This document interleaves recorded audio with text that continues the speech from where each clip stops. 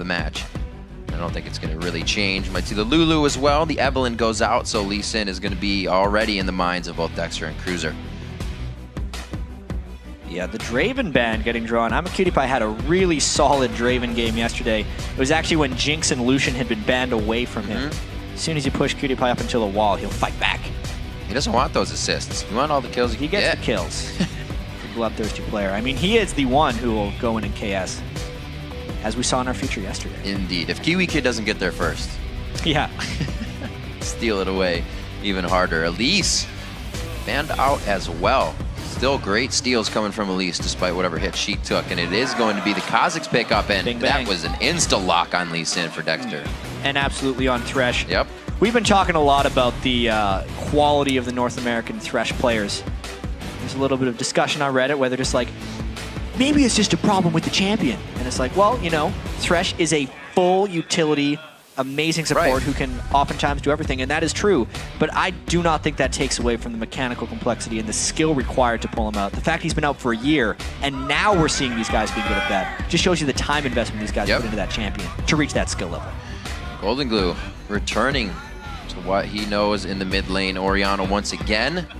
Looks like he will have a better time hitting some ultimates here. Only going to have Dexter jumping around the fights. We do see a quadra kill coming from Golden Glue, and Kiwi Kid will get his Annie, so that's kind of the thing they look for as their initiation. If nobody else is there, they have Kiwi Kid for that. Yeah, that's a nice combo for them. It'll actually be on Kiwi Kid to line up the initiations for Golden Glue. And as soon as they have that kind of hard initiation shell for Dignitas, CLG goes immediately to the poke comp. Nidalee and Lucian are kind of classic pokers. Classic indeed. We're going to go for the old play on this one. They take the Lucian Thresh lane as well. We've mentioned before how much Double Lift and Afromu struggled against that, so now they take it under their wing to be strong. Cutie Pie going to lock in an Ezreal really quick for this composition. A little more big ultimate damage. Yeah. This could be a very long-range game. Ooh, with that Jace picked as well.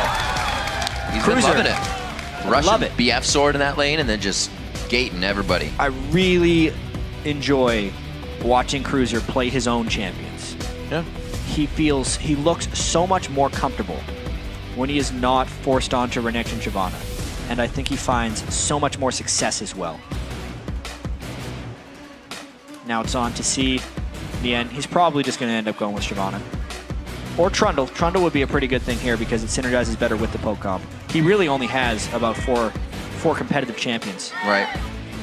Ryze, Shyvana, Trundle, yeah. They pretty much canceled out the use of Ryze in this one with the picks previously. And Trundle, like you said, the pillar will be good. Keep him at range, keep the distance. We'll see teleports for the top laners, steady and holding for now. Something that's been switching on and off for teams, as the 2v1 has also been something that comes to light now with 4.4. Yeah, we're going to be seeing a lot of teleports as these guys continue to adapt to the patches. I expect it's an interesting choice by CLG here. They're not going to be wanting to fight very much at all this game. Yet Crumbs with the jungle Kha'Zix will want to fight actually fairly frequently. So even though Dignitas actually has a fair amount of like long-range damage, they have much more wanting to really initiate strongly in these team fights, whereas Dignitas will really just be looking to work on their rotations and avoiding team fights. That's what the Nidalee Lucian Trundle is for. We'll have to see as the teams load into the game. Let's check your predictions, as they are according to LOLesports.com. 80% of you are giving this one to CLG, taking the first win of the day. Yeah, and it has not been the picture-perfect week for CLG. They had the defeat to Cloud9, as well as a very sloppy game against Curse yesterday where they fell. But they do want to finish the Super Week on a strong note. They were locked into third before their games even started this Super Week. Dignitas is also here playing for seeding and playing with some momentum. Scar is the coach, Golden Glue is the new mid laner, trying to make it all work. Make it work indeed. With this composition, knowing that Golden Glue is kind of the factor that a lot of teams have been looking at, they can go after first. Do you just go to punish that against Dignitas? I think you do. It's an easy answer. I think especially with the way Dignitas, or with the way CLG was talking about him. I know Double Lift sometimes exaggerates a little bit, but you can absolutely tell that Dignitas wants to protect Golden Glue, and CLG wants to attack it. Well, we'll see how close they can get to those front lines in the early part of the game. See if any true vision is being bought out here, but no. Looks like they keep it with the trinkets, so it will be long-lasting. Dorn's Blades for the top lane as well on both sides. Yeah, it could be a fighting Dorn's Blades, or they're just using those Dorn's Blades to jungle early. That's true. These teams have a somewhat defeatist attitude into running into the 2 or 3v1 lane. And that looks the way we're going to be formatting these, which will actually isolate the mid lane a fair bit for Link and Golden Glue. As we mentioned in the pregame, Golden Glue only averaging 52 CS in 10 minutes. The league average, of course, being 72. So we'll track that. You'd think it would actually be higher because everyone says that breakpoint is, oh, keep 10 CS a minute. That's actually not what pro games average at. They're much closer to 76, 77 is really the top you'll see just because of the rotations and because these guys counter-harass each other to prevent them from CSing. Looks like they're putting quite a focus on the bottom side. Dig going for the invade, but you already see that Double Lift and Aframu are hugging that top side, so it looks like we are going to get the 2v1 to start off. The wards aren't going to be there for the extra vision, so this is all just to kind of get the early gold flowing if they can get to the turret pushes in time. We'll see how they try to organize it. We've been saying the jungler's the one to go top. They'll probably do the same thing. We'll see what can happen out of that. CLG with the rotations, this should always favor them with this kind of gameplay. I wonder if CLG is going to share jungle experience between Lee Sin and Trundle. There was a very interesting Challenger quarterfinal between Complexity Black and Complexity Red where the top laner and jungler both shared until they were both level 2, instead of having the jungler hit level 3 and the top laner hit level 1. And then they sent all 4 to the lane, all with 2 skills in. And they actually were able to shove and kill the inhibitor turret instead of just the second tier turret, which most teams end up doing. Yep, just the standard buff rates. Yeah, nothing crazy. Dexter is going to be taking out easily this blue for himself. The ward gives them all the coverage they need, and actually see Crumbs getting himself back into position as well. So the bottom lane pushing in, nothing really coming from both teams in the early part of the game until they get what they want, which is that first and second turret if possible. And then the gold flows, who can work with that gold better is what we're really looking at. Like you said, both teams kind of staving off on the fights. They're going to want to hold this off with hard hats on. So here we go to the side lanes. Let's get the pushing going. Ooh, we got a little minion. He was hoping the end would be a little bit lower than that. Getting things started early. See how Golden Glue vs. Link does. The lanes are going to be shoving. There's actually it's a 4-man 4, yep. Being tossed down to the bottom. Kiwi Kid level 1, but Cruiser just hitting level 2. They'll shove very quickly here. Cruiser being able to hypercharge. This actually is quite big. No, he didn't even skill up his W. Dignitas could be shoving faster than this right now. Cruiser got his gate and his shock blast instead for the escape in case they get collapsed upon. It would be great to have a Trundle in that top lane with Frozen Domain down getting attack speed, but it looks like they are just going to keep pressuring on without him, so they're trading even on that, even with the armor champion reduction on the top turret damage. So great pushes here, but it's up to that second turret and who can start to rotate out of that. Golden Glue low on mana as he tries to keep the lane pushed against Link. It looks like he's been landing a few of his own spears. Still only 3 on this. Looking at the bottom turret now, it's already going to be taken down before CLG can get that top one. So Dignitas cruising along. Just the straight up trades. Both teams decided as to what they wanted to do, so that is the way it happened. Just letting it kill minions. And a double lift. And Cutie Pie. Cutie Pie actually isolating the gold for himself there. Got all the local experience, and Kiwi Kid is starting his roaming very early, like he likes to. So we do see Nian is level 3, so I don't think he's going to be meeting anybody soon. So the level discrepancy between Cruiser and him shouldn't affect too much. The party indeed. Doesn't look like Dexter invited too many friends.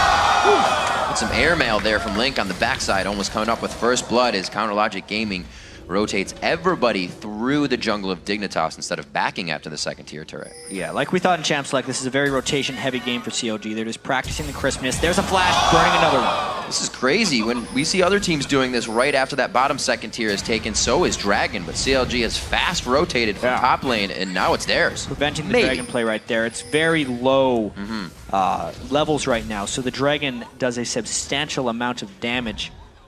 And this could be an interesting little dance here. Neither team should really be starting this Dragon because it would mean defeat. CLG has not had the chance to go back and spend this turret gold that they got. We have Cutie Pie with the Scepter coming back into lane, so there's a little bit more damage coming in from Dig on this fight. But like we said, the levels are so low. It's going to be all about this push. 4 men in the bottom, Link trying to hold mid, and it looks like Kiwi Kid level 2. He just blew his flash on the hook. He's going to be in the wrong spot at the right time for CLG. First blood. CLG moves faster, and they are not afraid to turret dive 4v2. They made sure to get so many wards in before they even tried for that Dragon.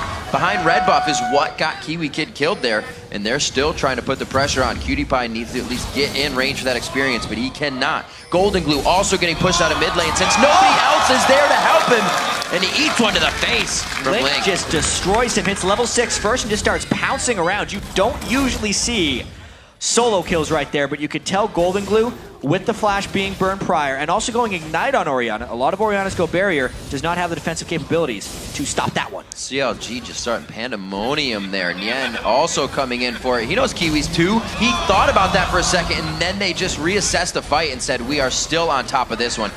Just going at the pillar to give Cutie Pie a little more harass and trouble in his ways. They're going to be back out. Kiwi Kid does have the Sight Stone, so this proves good for Dig. This can hopefully stop CLG always getting into their base. Now the CLG has to back a little breathing room for Dig, but that was bad. Yeah, that was very bad for them. CLG picked up many advantages off that. You can see the huge amount of wards that CLG just picked up. 4 pinks this early on in the game. Because all the early turrets have been taken down, the vision control becomes even more important, and it will be very difficult for Dignitas to control these things since they are using their flashes pretty much as they come up again. And they're still under-leveled, and the one lane that wasn't getting super rotated on died 1v1.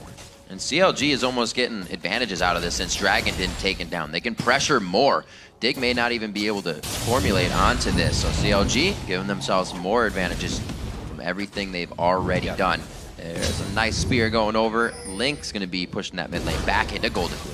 I always like seeing Nidalee players jump away after they throw spears to try and increase the max distance. That's how the Nidalee spear used to work, is it would calculate the damage from when the spear hit to the current location of Nidalee. Now it calculates from the start of the spear throw, but players still do it anyway. CLG gets this Dragon because of their superior rotations. Old habits die hard. Ooh, trying to get one on that. We've got 2 levels on Golden Glue right now. Trying to do that switch fast Cougar Javelin throw. Still kind of hides it a bit. Ooh, both just missing off the side of the Wraith. They want the big one. You're gonna try to get it. Link gets in there. They know they can toy with that extra few feet of danger. Nothing can really hurt them right now, being so far up. And now that Dexter's on Lee Sin, he can kind of roam right here between red and go to bottom, or back to Link if he needs help. So many resources just for Dignitas to stop a red invade. Whoa. So many. It takes a decent amount of poke, but the blue buff on Nidalee keeps them going. All the while this is happening, COD's actually pushing them back with fewer people. Yen is off having a blast on Trundle. He's got himself some green shoes. Went back and got some Ninja Tabis for himself. War fight. Aphromoo not even level 6 yet, and Crumbs is. You can see how he's pushing him out. Level 3. Exactly. Aphromoo is not level 6, but Kiwi Kid's not level 4. That's an even bigger problem right there. Dignitas absolutely dominating. Look at all those pink wards that they have used to push through onto Dignitas. And then a teleport to keep the minion alive. They are going all out on objective. Do not care about kills. Gonna get this turret. Sending 4 people to that push lane. Definitely soaked up a little more experience than what CLG got out of their 3 push. Everybody's a little more healthy as well. The movements have 4 pink wards now down on that bottom side of the map. Oh, man. And another kill coming in on a Golden Glue. That's a flash. I don't think he's getting out of this one. Nien puts himself in the fray. Dexter's in there as well. Still has his ultimate that gets used. Oh my gosh, Kiwi Kid still level 3, takes almost all of his health from 1 Javelin. That wasn't even max range. Riv, this is a CLG team on a mission. They were not happy about their 2 losses thus far in Super Week, and they have cleaned it up overnight. Up pretty much 5,000 gold after this turret goes down, not giving Dignitas an inch. Exactly 10 minutes in the game, and they start on the mid turret. That first tier is going to be broken out, and the map is now opened up for CLG to roam even that much more. But now we got Nien in the party. His teleport's down, so he's going to stay with this. They're going to take down even that much more until he goes back to the top lane for the split push. This might be much. Yeah, and this might be some kind of record for how long into the game do you stay level 3. Kiwi Kid was level 3 at 9 minutes a couple days ago, but it is 10.5 minutes, and CLG has not allowed him to get even to level 4. He can't get close there either. Level 4 comes in, it's not going to help him. He still goes for the flash. Flash initiation level 4, Kiwi Kid. CLG is on the run from that right now, and Dig, they don't even know if they can reinitiate for what just happened. No, but the unfortunate thing for Dignitas there, because they have been getting so pushed around, the level advantages exist very strongly for CLG, and this early on into the game, it's roughly 500 to 800 gold in stats per level, so this gold lead is just exacerbated by the experience advantage of CLG as well, making them infinitely stronger. Kiwi Kid just going off the rail there. Keeps himself safe though. Did not go down for being level 4 to pretty much right now half of the levels that Link is. So you just imagine how much damage he's going to receive on the first attack. 5,000 gold in that lead. CLG thinks that that wasn't too much of what should really be happening, and they go ahead and get a nice strong push on mid lane as Nien returns to top. Yeah, and Nien just living off his teleport. You can see CLG backing as a unit. One of the most difficult things to do for teams as they try and work towards a stronger team play and rotational game is just the times at which you back. Because everyone gets into habits of wanting to back as soon as they can buy items, but you lose a lot of map pressure as soon as even one person backs. So they were going to lose the map pressure anyway. Everyone backed at once, and they're trying to make it back before this turret goes down as a cohesive unit. CLG played that situation perfectly. They didn't even go back after they got the first 2 turrets that helped them to really control the map altogether. They do lose mid with the perseverance of Dignitas wanting that mid turret, and good on Dig for that flash initiation, giving them some ground, but they gotta be careful. They don't have much ground to work with. That's a very painful spear. You could see Link actually going for his Sorcerer's Shoes before finishing his Athene's Unholy Grail because he wants those spears to hit even harder. It's unthinkable for Dignitas to build magic resistance this early, which is why those spears are hitting so hard. Nien's gonna be back in the top lane, but no, actually he stays. I was gonna say his teleport should be coming up if he's doing that, but it looks like he's just waiting for the rest of the team. They get a call that even though we've warded everything in the bottom, we're gonna start working the top side now. We'll let Doublelift go ahead and push that out. Yeah, and with the way CLG is playing, it's going to be really tough for Dignitas to come back here. No man on Cruiser. Flayed back. Kick back. Doing what he can. 3v1 situation. He knew he was down. CLG is putting the pieces in place to always get something out of nothing, really. It was just Nien staring Cruiser in the face there. Yeah, and this is the... As you saw when the fog was toggled there, there's no vision anywhere, even within Dignitas' own jungle, which meant this was a big surprise. Aphromoo does get the flay, which was enough to get Dexter in range for the kick. And they could use all those resources because Dignitas had no map pressure elsewhere. Another nice move by them. Definitely the kind of play CLG needs to have in the playoffs. It's the first time we've actually seen a team on the 2v1 go straight to Dragon, so a little bit of adaptation there on what we've been seeing. Especially red side 2v1. Right, They took the 2 turrets and then they were still able to control the Dragon. Which was quite impressive. They'll be getting another one for themselves here, racking up even more gold to the team. You can see 151 going over to Link, multiply that out. 24,000 now to 18.1. The little minion just saving that off. You could tell I'mACutiePie knew there were steals coming. That's why he tried to do as much damage as possible. Actually, he has to use his ultimate just to nuke down the red buff before a potential steal can come in. He does secure it, but that means the Ezreal ult isn't up to clear waves. He's also far behind on damage. A stacking Bloodthirster for Doublelift now. No Sheen even. CutiePie is trying to get a little bit of HP out of the Phage, that movement speed to keep him safe. Hopefully the red buff can trigger some fights here. If Kiwi Kid now with Tibbers up, Flash just on the edge of coming up can initiate a good fight for the team. We're still looking for a kill from Dignitas here. And 5 kills on the side of CLG as given them a lot of map. We see them do this all the time. High structures, low kills. This actually reminds me of a very early on in the season game by CLG, when they actually had Hotshot and they were playing against Curse. They had a 4-0 game against them. It was pretty much all rotation heavy. This is pretty crazy. No one is level 9 even. They're going to need all 5 to get this Baron down. The end better be huge. Yeah, this is actually a real danger if Dignitas collapses on them, which they are. They got spotted a little bit. Dignitas does not have vision on the map, but when you don't see anybody in the lanes, they're only at one spot. It does go to Dexter. They should be able to turn on this fight, all 5 of them. Nian getting the command shockwave, and they should be able to organize. PewDiePie now to get himself in some mystic shots as they just fight on Tibbers after finding him. It looks like they're safe on Baron. Dignitas very just hesitant on anything they're doing. Well, that was a little bit too close for comfort for CLG as well. And Dignitas' hesitation of going towards there was well warranted, considering their abysmal ward control throughout this game, because CLG has been dominating them in vision. But their senses were correct there for Dignitas to check the Baron. It's just Crumbs couldn't get in there for a steal. He's not even level 11 yet. Those jumps are very baby-like on Kha'Zix before he has the evolution. I do not blame Crumbs for missing that one. Stubbed his toe a little bit there. Coming up on 17 minutes in the game. Like you were saying, the wards, there was about 7 to 3 wards on the map. And those 3 wards from Dig only came because they were trying to get to Baron. So it was basically dark everywhere. A 9,000 gold lead will actually cut your wards off the map quite easy. That means the other team has the vision. They're going to start sweepers quite soon. But really, the sweeper is only on to Aframu right now. So CLG is working with having the vision, knowing they're going to win the fights no matter what happens. And winning the fights no matter what happens is very key for them right now. You can actually see Warden's Mails on Nian and Dexter. They're building up armor, not so much to, you know, withstand Dignitas' damage, but to withstand turret damage, I think. The tanks are going to be wanting to go in and maybe participate in some turret dives as CLG tries to squeeze this one out very quickly. Wow. Oh, going for a relentless pursuit. He throws on the ultimate. Calling is going to be just a little bit. I don't know if he has enough. Double it flashes out of the hit coming in from Cruiser. And they're going to be able to turn this. Ardent Blaze hitting on the side of that one, and he gives himself another kill.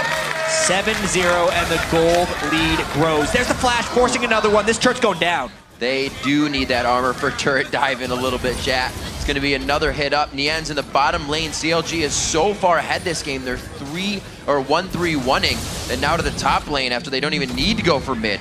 7-0 in kills. They have a shutout on that, and they look to take an inhibitor turret without Dignitas responding. They're kind of just walking around in their base. CLG is on pace for a flawless victory here. 7 kills to 0. And they are just everywhere when compared to Dignitas. And once they have a lead of this magnitude, they can keep taking larger and larger risks. That's why they're all still in front of the base. They want more. Still going very hard onto this. Doublelift not even having a chance to go back and finish the pieces of his Triforce. CLG probably has quite a bit of money they're working with right now, but can't even, they just want to get these structures down because they know they have that advantage. This is almost like the point of going back and wanting to buy, but they know they can get so much more even without it. Exactly, they want to buy because they're actually collectively sitting on about 6,600 gold right now. Jeez. But the pressure they would lose is a little bit more than that, which is why they're sticking around and trying to get as many advantages off of the rest of this Baron buff before they go back and shop. If they go back and shop now, the rest of the Baron buff would decay and they wouldn't get use out of it. Right now, the gold in their pockets is made up for by the gold value of that Baron buff. Well, looking for another inhibitor in the end. Pretty much uncontested on this bottom side because they have to focus with all of their members. Even 2 resources being pulled off just for 1 every time. The numbers are in favor of Counter Logic Gaming. Even if Dignitas brings more to the fight, Kiwi Kid gets 1 hit onto Doublelift. He's barrier and flashes down for the previous engagement. Gets himself a little too close there.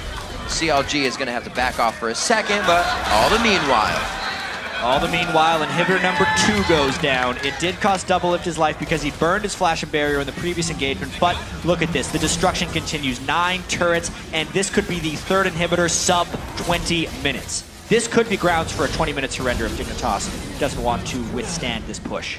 Well, it looks like they're going to have to do what they can to put up the last bit of Riot Shield as CLG is not leaving the base, even with Baron off and a Doublelift down. Spears still coming out from Link. Good disengage from the pillar of Nian. They're really not worried about what Dig can bring to the table. They don't have a Talisman of Ascension yet. They're only working off of home guards, and not even everybody has those. You can see how far behind Dignitas is. They're really just getting started with their builds, while CLG is getting ready to finish the game.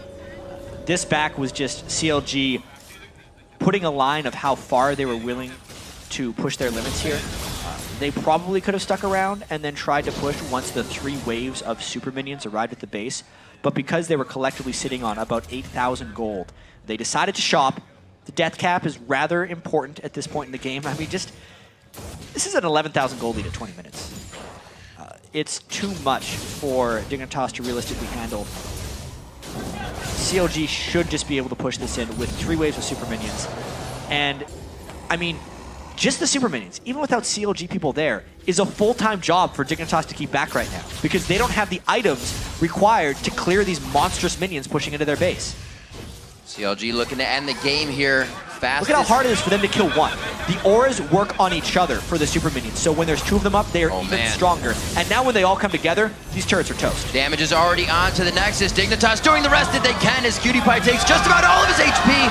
Gets a shield and the barrier down. The kick did not kill him, or would not have killed him. The Nexus turret falls. The Nexus is going to go down, and CLG looks to win the fastest game of the North American Spring Split in 2014. They're going for the kills, though. They're letting the minions do the work. They're going to be able to get these kills 9-1. The Nexus falls at 21-35. Our fastest game of the split. Yeah, that's one way to finish the regular season for CLG. They are completely back to their rotational gameplay. The scrims are over. It's serious time right here for CLG, and they obliterated Dignitas from the very start, playing the 2v1s. Even if others say it's impossible to, or disadvantageous to play from the red side, CLG made it an advantage. They rotated faster towards the mid lane, they controlled Dignitas off the dragon, and they secured every objective with vision control in this game. That was absolutely crazy. Counter Logic Gaming flipping a switch, as we said, to get the quickest game of the spring split. Previously, it was Dignitas versus Team Solo Mid at 22:48, just about a minute away. That was a fast